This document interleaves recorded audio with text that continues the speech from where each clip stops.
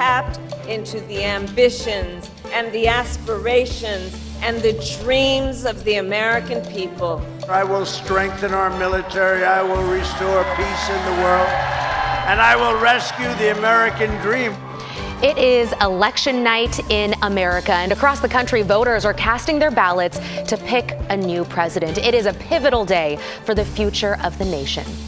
Thank you for joining us. I'm Christine Pitawanich. And I'm David Molko. We're going to be with you for the next hour here talking about everything from key congressional races in the Northwest that could shape the balance of power to big changes when it comes to Portland's form of government and how voters elect the mayor and city council. We have so much to get to with a lot of attention focused on the top of the ticket. You're looking right now live at the watch parties for both candidates. On the left, Vice President Kamala Harris's election night headquarters at Howard University in Washington, D.C., which is her alma mater.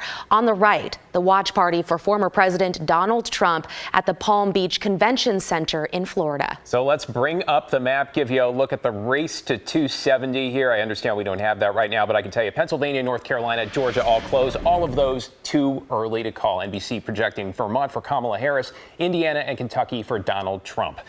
And we have live team coverage this election night. We begin with Joe Ranieri, though, talking about all the preparations happening in Portland due to the possibility of unrest. So, Joe, tonight, local officials really showing a unified front at this point. Absolutely right. Now, we likely won't know the results of many races tonight, and that's including the presidential race, as it could take a couple of days for final counts to be tallied. Now, you might remember 4 years ago, the presidential race wasn't called until the Saturday morning after Election Day. Still, the Portland Police Bureau is prepared for any potential unrest that could come tonight and in the days ahead.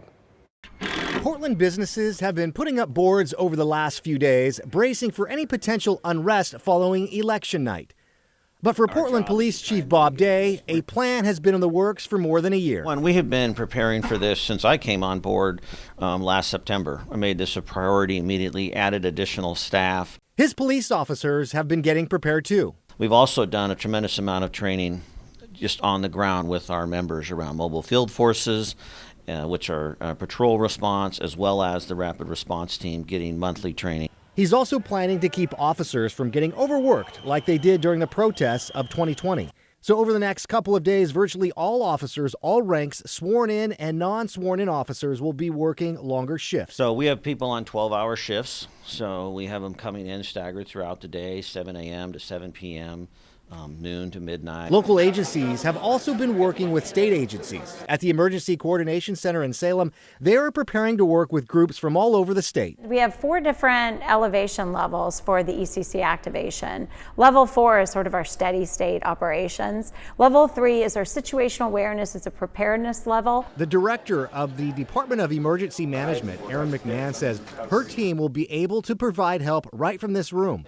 That includes getting help from the Oregon State Fire Marshal and Oregon State Police. We're here to just facilitate, to provide any coordination of information, a need for wraparound services. If there's an issue, we're best postured to be able to provide response and assist. Day is prepared for officers to be ready, not just for tonight. As we cannot promise that there won't be violence. We can't promise that there won't be vandalism. We've made it clear that we are going to interdict that behavior to the best of our ability and stop that as soon as possible. But for potentially the next couple of days. Washington Governor Jay Inslee has activated some Washington National Guard members to be on standby just in case they need to help local law enforcement. Now, Oregon Governor has the same authority to deploy the Oregon National Guard, but at this time has not activated them. David and Christine, back to you. Yeah, certainly hoping for a calm night, though. Thank you, Joe. And as we mentioned, control of Congress is up for grabs tonight, too. And with Republicans currently holding a small majority in the House, 2 key races here in the Northwest could really make a difference. One of them, District 5 in Oregon, where Democratic challenger Janelle Bynum is taking on incumbent Lori Chavez-DeRemer, who first won the seat in 2022. And in Washington's 3rd District, Republican challenger Joe Kent taking on Democrat Marie Gluesenkamp-Perez in a rematch from 2 years ago. In 2022, that race came down to a difference of just a couple thousand votes. Those races, by the way, in 2022 called Saturday and Sunday. Could be a long night. Evan Watson's live in Vancouver. Evan, that seat could be key to hold on to if Democrats want to try to retake the House. Yeah, David, it is a fascinating race for many reasons. This is a district that historically leans Republican, but as you mentioned, Democrat Marie Gluesenkamp-Perez won this seat by less than 3,000 votes just 2 years ago. Now Gluesenkamp-Perez and Kent are squaring off again. Joe Kent, the Republican challenger in this case, for a second time.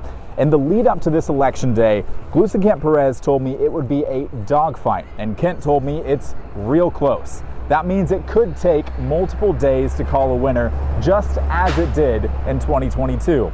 In the campaign, Gluesenkamp-Perez often focused on hyper-local issues, highlighting her bipartisan voting record and appealing to the middle ground. Kent has softened some of his more polarizing views in the last 2 years, and his campaign messaging often focused on national issues like inflation, immigration, and fentanyl trafficking. Both recognize that this race has national stakes. Well, it'd be an honor to have the confidence of the voters and go to Congress and represent them, obviously. But the stakes are really high right now. I mean, I think we've got a very good chance of President Trump winning, but we've got to give him a House of Representatives that will help carry forth his agenda to get the inflation under control, secure the borders. And it's a gift. What we have here is special. It's worth fighting for. No national agenda. No one from outside our community can do that work. It is about loyalty to place and a real fervent pride in who we are. The key difference in this rematch, it is a presidential election year. We know what that means, higher voter turnout. So in this turnaround, Marie Gluesenkamp-Perez has the incumbent advantage. Will that help her 2 years on? Or Joe Kent, will he see the party advantage in this district? And will that help him take the seat from his rival? It's something we're watching closely tonight, guys. Yeah, time will tell. Thank you, Evan. Let's bring in Alma McCarty now, covering the race for Oregon's 5th congressional district. She's live in downtown Portland at Democratic headquarters at the Hilton. So, Alma, set the stage for us. Yeah, David, Christine, Democrat Janelle Bynum, she is looking to unseat Republican Lori Chavez-DeRemer in this race, and it is a heated race. It is a contested race, and like Evan said, this is another very, very close race. On election night, I checked in with Chavez-DeRemer's campaign. They are not having any election night party. They're not really attending anything. However, Janelle Bynum is expected to be here at the Hilton in downtown Portland, among other Oregon Democrats, to see the results roll in. Now, Oregon District 5, which covers Lynn County, most of Clackamas, Deschutes, and parts of Multnomah and Marion counties, it's a diverse district, pretty evenly split between registered Democrats and Republicans, with many non-affiliated voters. And both candidates have been making a pitch to the moderates, touting bipartisan work. Chavez-DeRemer in Congress and Bynum in the state legislature. And if you've seen the debates, the ads, or any of the campaign speeches, you know this race is heated. Neither campaign pulling any punches over the last several months. It is not the first time they have faced off either. Bynum beat Chavez-DeRemer twice in a race for Oregon's State House. Here's the pitch they made to voters a couple of weeks ago on Straight Talk with Laurel Porter. Somebody's going to work with them across the aisle to get the work done. That's going to be me. I will continue down that road every single time to protect Oregonians first. And my opponent, Janelle Bynum, should not be given a promotion when she couldn't do the job that she has failed to do over the almost 10 years that she's been in the state legislature. I'm not someone that's going to rubber stamp anyone's agenda. I'm going to make sure that through listening and learning, town halls, showing up when people call me, doing everything that I can to represent them, that they will have the absolute best representative they could possibly have for Congressional District 5.